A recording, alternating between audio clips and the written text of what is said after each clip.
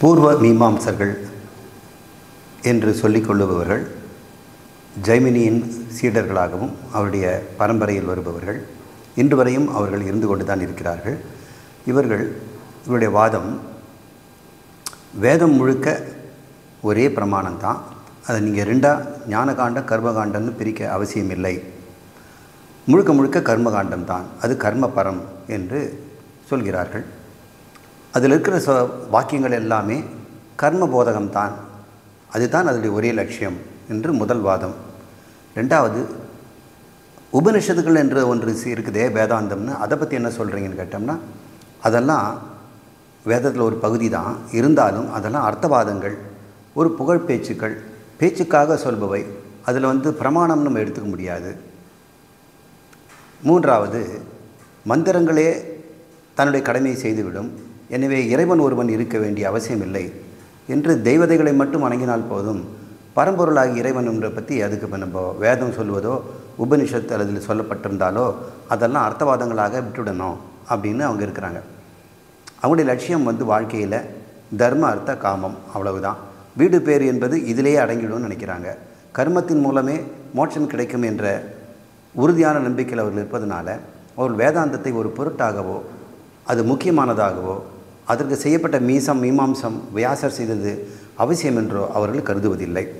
இந்த நிலை நீடித்தால் நாளடைவில் மக்கள் முக்திக்காக இந்த ஞானத்தை தேடும் வாழ்க்கையை விட்டுவிட்டு சுகபோகங்களிலே ஆழ்ந்துவிட்டு கர்மமே முக்தி தரும் என்று ஏமாந்து போய் பல பிறவியில் எடுக்க வேண்டியிருக்குமே, முமுட்சுகளுக்கும் ஜிக்ஞாசுகளுக்கும் வாய்ப்பில்லாமல் போய்விடுமே, அவர்கள் இருந்தும் கூட அவர்கள் திசை மாறி போய்விடுவார்களே என்ற ஒரு கருணையை உள்ளத்தோடு சங்கரர் உபனிஷத் என்று சொல்லக்கூடிய ஞானகாண்ட பகுதிக்கு வியாசர் எழுதிய மீமாம்சத்தின் அடிப்படையிலே அது தனி நூல், வேதத்தினுடைய பிரமாண அந்தஸ்து அதற்கும் உண்டு.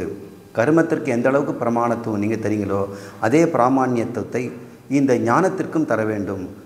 அதுவும் நல்ல அறிவு தரும் சாதனம், பிரமாணத்துவம் உண்டு. அது வெறும் அர்த்தவாதம் அல்ல, பிரமாணத்துவம் உடையது என்பது அவருடைய வாதங்கள். அது எவ்வாறு சொல்கிறார் என்று பார்ப்போம். முதல் அவருடைய வாதம் கர்மம் தான் ஒரே லட்சியம், கர்மத்தால் மோட்சம் உண்டு என்று அவர்கள் சொல்கிறார்கள்.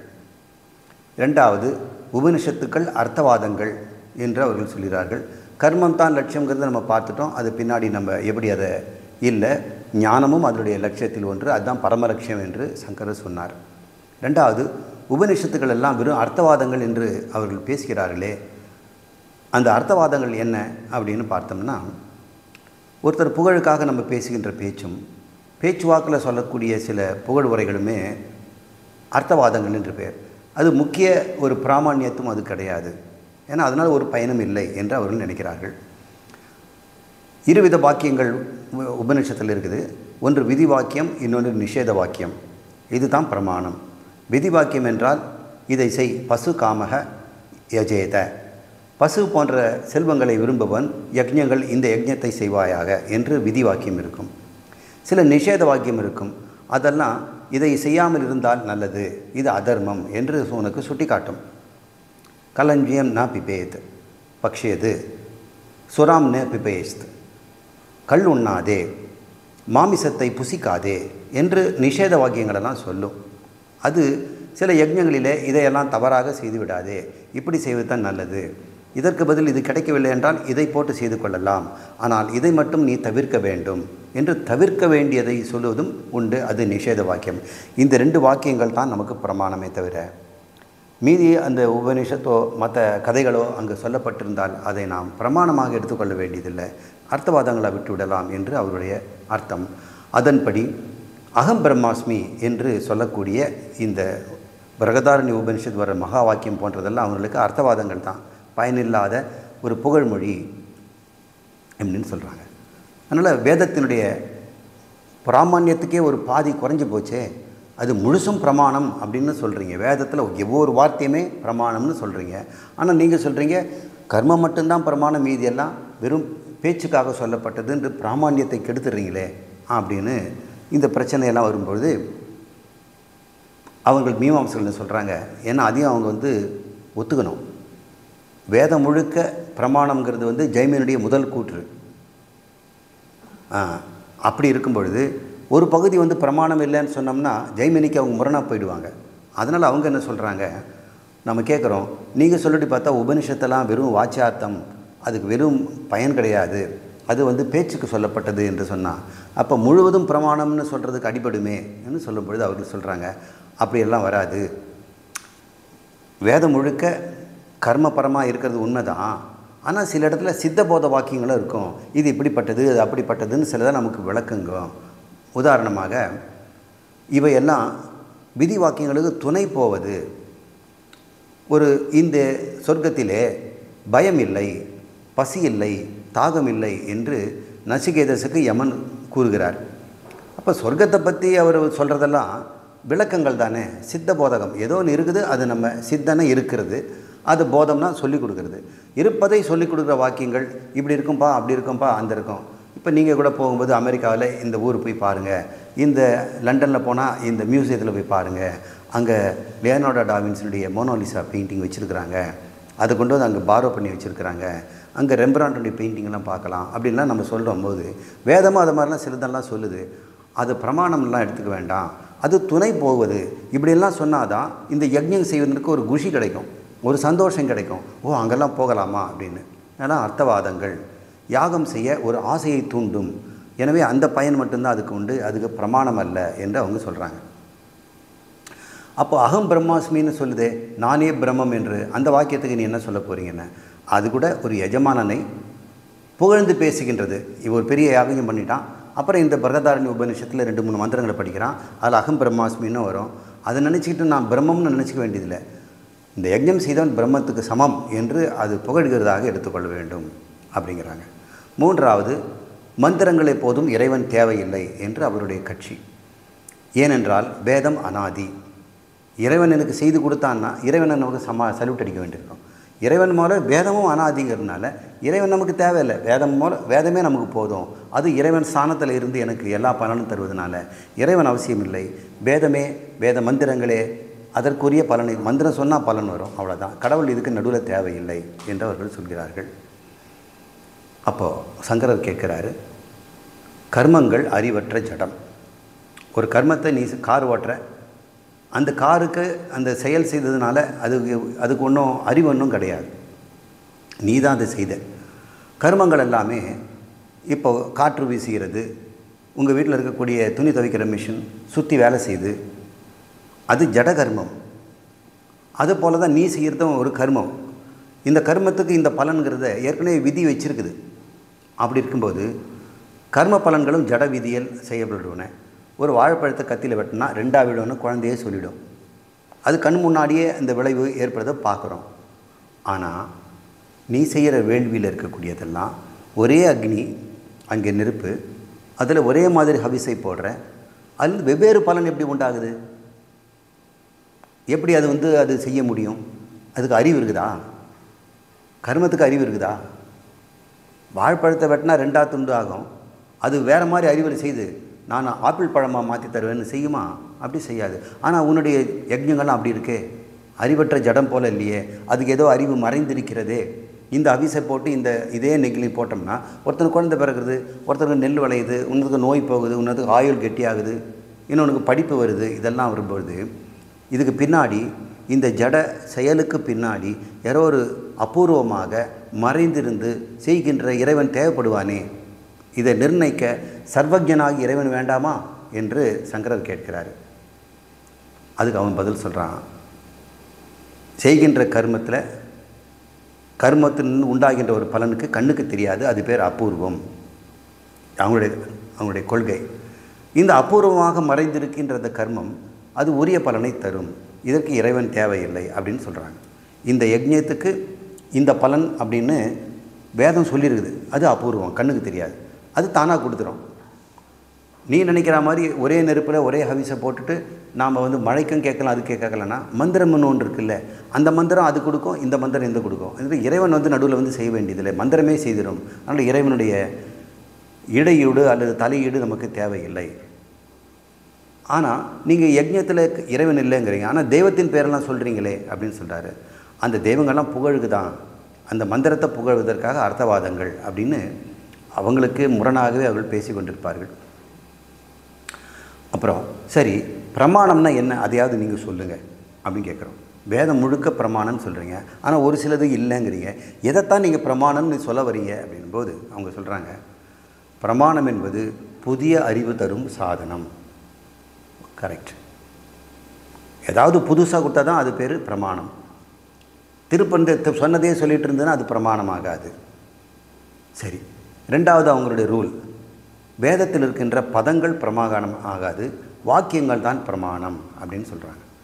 இப்போ பதம் என்றால் என்ன? பதம்னா சொல், ஒரே ஒரு சொல், தண்ணீர் அப்படின்னு ஒரு சொல். இது பிரமாணம் கிடையாது. நீங்களே சொல்லுங்கள், புதுசு அறிவு ஏதாவது வந்துடுச்சு அவங்களுக்கு? தண்ணீர், காற்று, நிலம் அப்படின்னு சொல்கிறேன், உங்களுக்கு ஏதாவது அறிவு வருதா? இல்லை இல்லை, அது ஒரு வாக்கியமாக இருக்கணும். இந்த நூலை படித்து பரீட்சையை பாஸ் பண்ணி டிகிரி வாங்கிக்கொள் அப்படின்னு ஒரு வாக்கியம் சொன்னேன்னா அப்போ என்னை படிக்க வச்சு எனக்கு ஒரு டிகிரி கொடுக்குதில்ல, அப்படி தான் வேதத்தை எடுத்துக்கணும். தவிர வேதத்தில் ஒரு சின்ன சின்ன அகம் பிரம்மாஸ்மி இன்னும் ஒரு பதம் இருக்குதான், தத்துவமசி அப்படின்னு ஒரு பதம், இதெல்லாம் நம்ம வேலைக்காகாது, அது பிரமாணமாகாது. பதங்கள் பிரமாணம் அல்ல, வர்ணங்கள் பிரமாணம் அல்ல, வாக்கியங்கள் மந்திரங்கள் தான். மந்திரம் பதம் வர்ணம்னு பிரிப்பாங்க. மந்திரங்கிறது வாக்கியங்கள், சொற்றொடர். பதங்கிறது அதில் இருக்க சொற்கள், தனித்தனி சொற்கள், அதை நம்ம பிரமாணம் எடுத்துக்கூடாது. வர்ணங்கிறது வெறும் சப்தம், எழுத்து மட்டும். மந்திரங்கள் தான் பிரமாணம் அப்படின்னு அவங்க சொல்கிறாங்க. இதுக்கு என்ன பதில் சொல்ல போகிறோம் பார்க்கலாம். உதாரணமாக, தண்ணீர் என்பது ஒரு பதம், பதம்னா சொல்.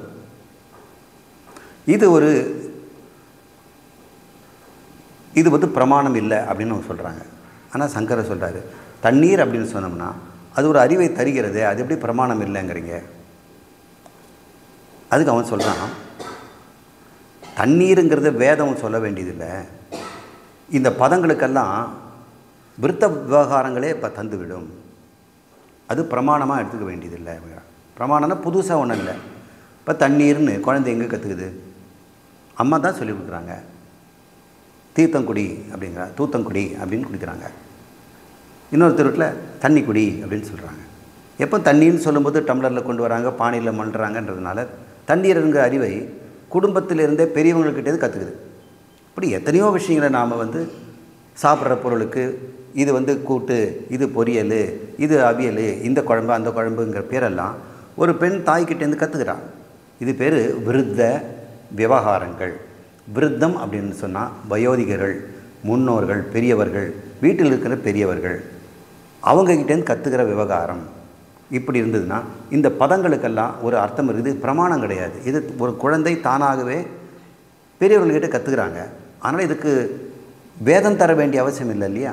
அதனால் வேதத்தில் ஏதாவது பதம் இருந்ததுன்னா அது பிரமாணம் இல்லை. அந்த பதத்துக்கு அர்த்தத்தை அம்மா அப்பாவே கொடுத்துருவாங்க, வேதம் தர வேண்டியதில்லை.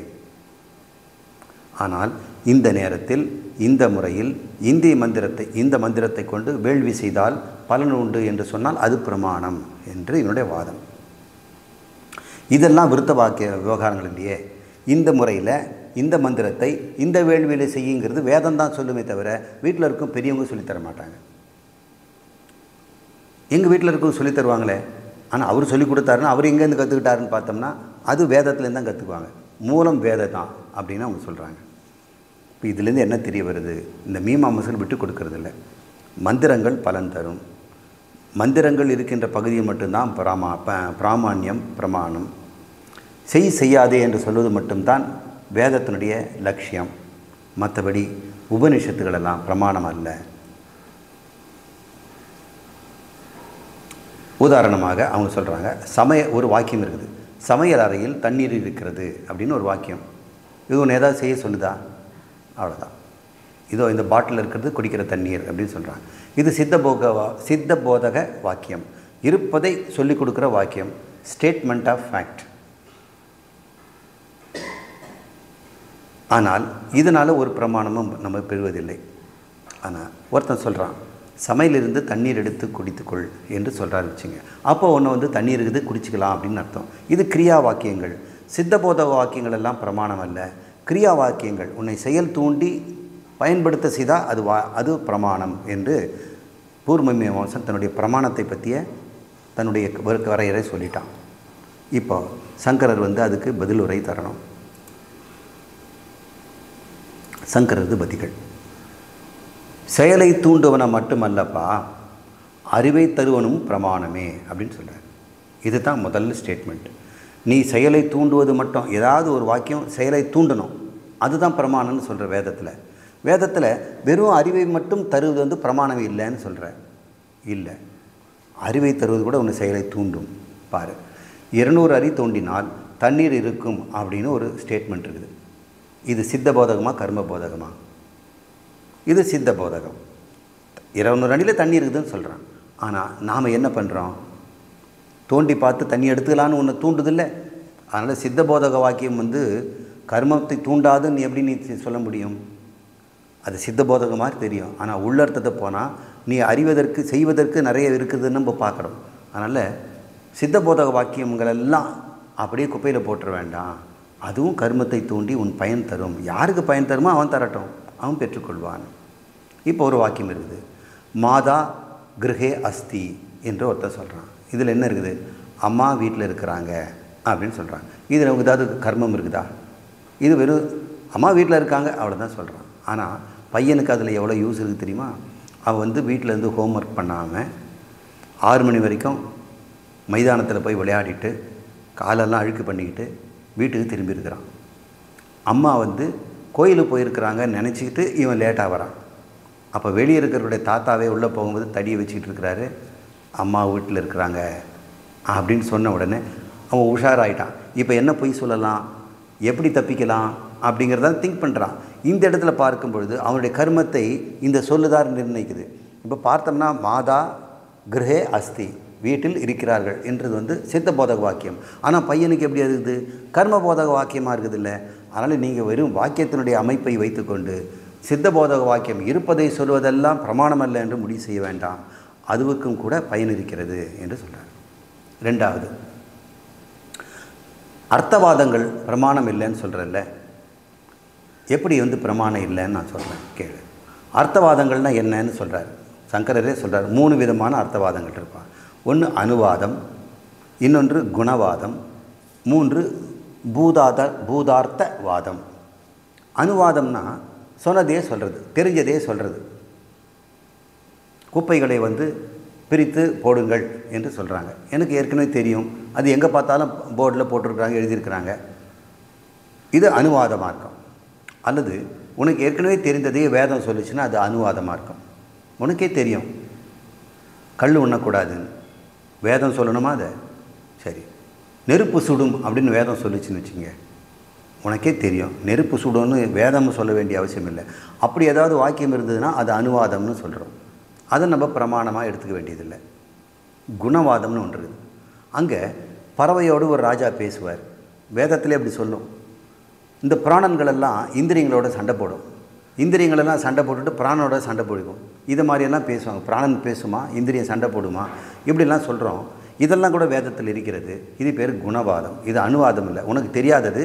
ஆனால் குணம், இந்த குணங்களை மட்டுமே வச்சு பேசக்கூடிய வார்த்தைகளாக இருக்குது, கவுன வாக்கியங்களை என்று சொல்கிறாங்க. இது நம்ம அப்பிரமாணம்னு எடுத்துக்க முடியுமா? பார்த்தோம்னா பறவையோட ராஜா பேசுகிறதோ அல்லது பிராணங்கள் சண்டை போடுறதோ நமக்கு ஒன்றும் பயன் இல்லாத மாதிரி தெரியுது. ஆனால் உள்ளர்த்தத்தை பார்த்தோம்னா பிரமாணமாக இருக்கும். அதனால் வெளியர்த்தத்தில் பார்த்தா அப்படி தெரியும். உள்ளர்த்தத்தை பார்த்தோம்னு சொன்னால் அந்த பறவை ராஜாவுக்கு சில உண்மையை தத்துவங்களை சொல்லித்தரும். பிராணன்களை இந்திரியங்களிடம் பேசும்பொழுது தெரியும், அடே இந்திரியங்களே, நான் தாண்டா உங்களுடைய உடம்பே, கண்ணு மூக்கு காது போன்றதெல்லாம் பிராணனால் செய்யப்பட்டது, நான் தான், நீ என்கிட்டே நீ சண்டை போட்டுவிட்டு நீ வசதியா நான் வசதியான்னு சொல்கிறத புரிந்து கொள்ளும் பொழுது உள்ளர்த்தத்தை நாம் பார்க்கணுமே தவிர நாம் வெளியே இருந்து பிராணன் எங்கே போய் இந்திரியத்தை சண்டை போடும், இது குணார்த்தம் குணவாதம்னு தூக்கி போட்டுறாத. இதற்கும் கூட பிரமாண தகுதி உண்டு என்று சொல்கிறார்.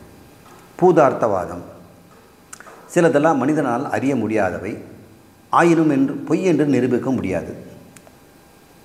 வேதம் சிலதெல்லாம் சொல்லும். வஜ்ரஹஸ்த புரந்தர என்று அது ஒரு வார்த்தை சொல்லுதுன்னு வைங்க. வஜ்ரம்னா டைமண்டு, வைரம் அல்லது மின்னல். இந்த வஜ்ரம்னா மின்னல் அல்லது வந்து வைரம்னு வச்சுக்கோங்க. வைரம் தான் சரியானது. அந்த வஜ்ரத்தினால் செய்யப்பட்ட ஒரு கத்தியை வச்சிருக்கிறான் இந்திரன். அவன் பேர் புரந்தர. ஹஸ்தம்னா கை, வஜ்ரஹஸ்த புரந்தர.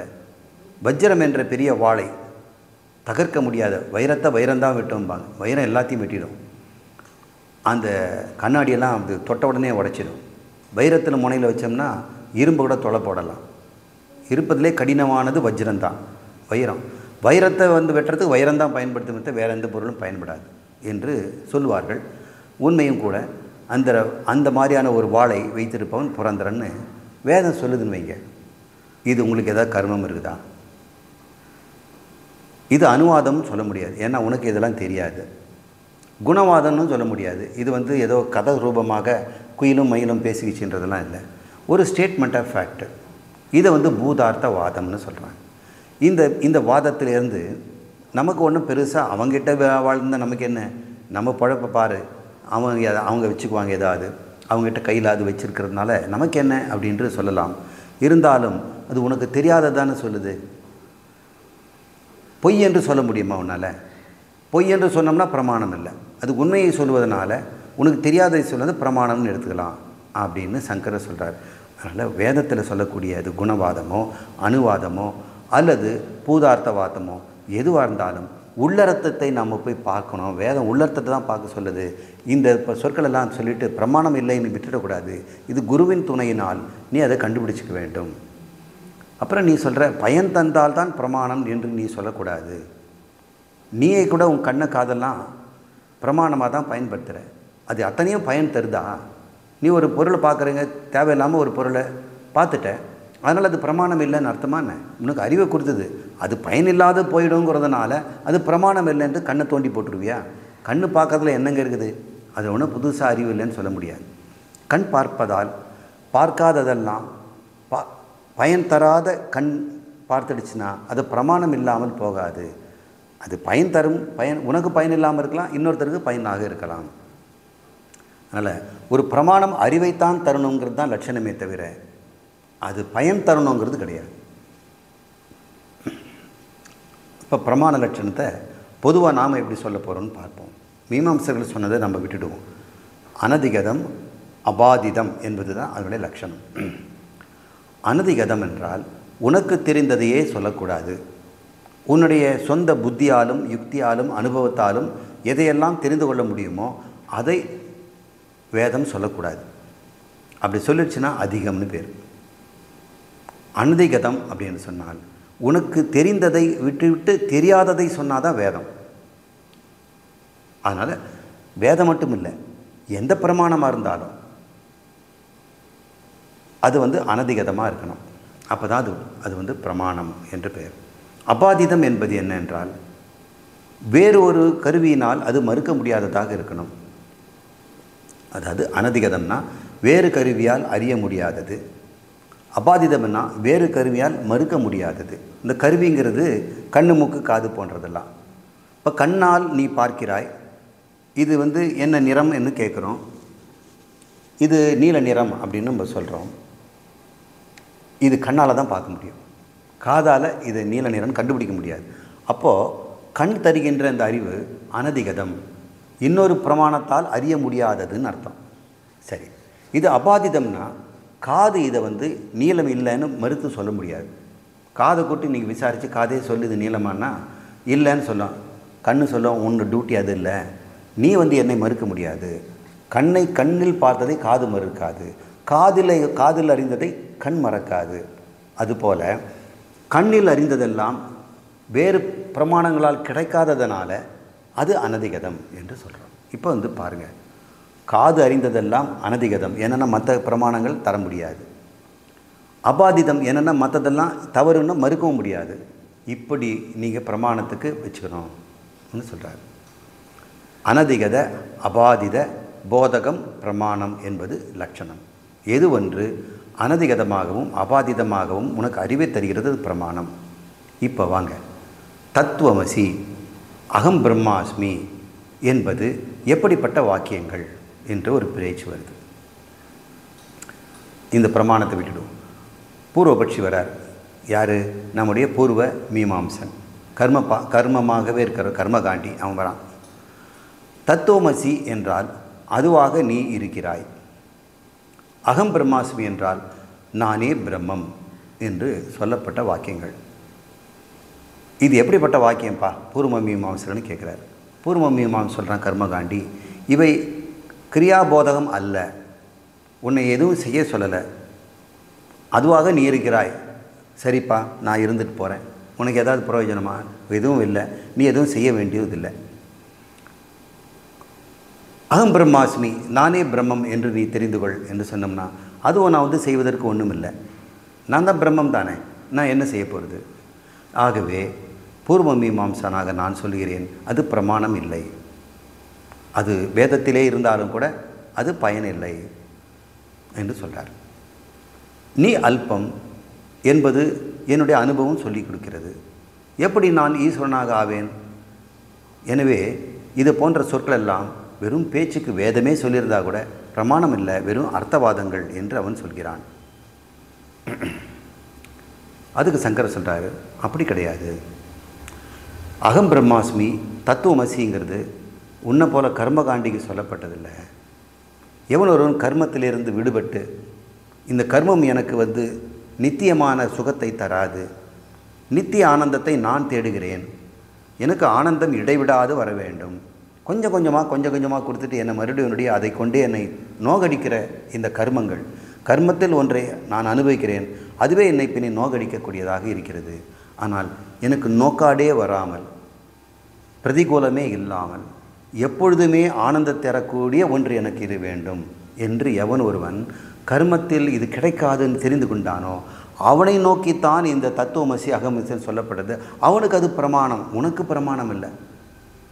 உனக்கு அது பார்த்தா அர்த்தவாதம், ஆனால் இவனுக்கு பார்த்தா அர்த்தமுள்ள வாதமாக இருக்கும். இது ஞான அதிகாரி சொல்லப்பட்டது. வேதத்தை 2 பகுதின்னு பார்த்துக்க. எனவே இது அனுபவத்துக்கு முரணாக இருக்கிறது. நான் அல்பன், ஈஸ்வரனாக நான் எப்படி ஆவேன், தோமசின்னு சொல்கிறது நியாயம் இல்லைன்னு சொன்னால் உனக்கு அப்படி தான் தெரியும். உனக்கு இது சொல்லப்பட்டதில் இங்கே வா, இவனுக்கு சொல்லியிருக்கிறேன். நீ என்னப்பா சொல்கிற? நமஸ்காரம் ஐயா, நான் ஈஸ்வரனுக்கு புரிந்துக்கிட்டேன்னு அவன் போவான். இந்த மாதிரி அதிகாரி பேதம் இருக்கிறது புரிந்துகொள் என்று சொல்கிறார். மறுபடியும் அவன் தடை சொல்கிறான்.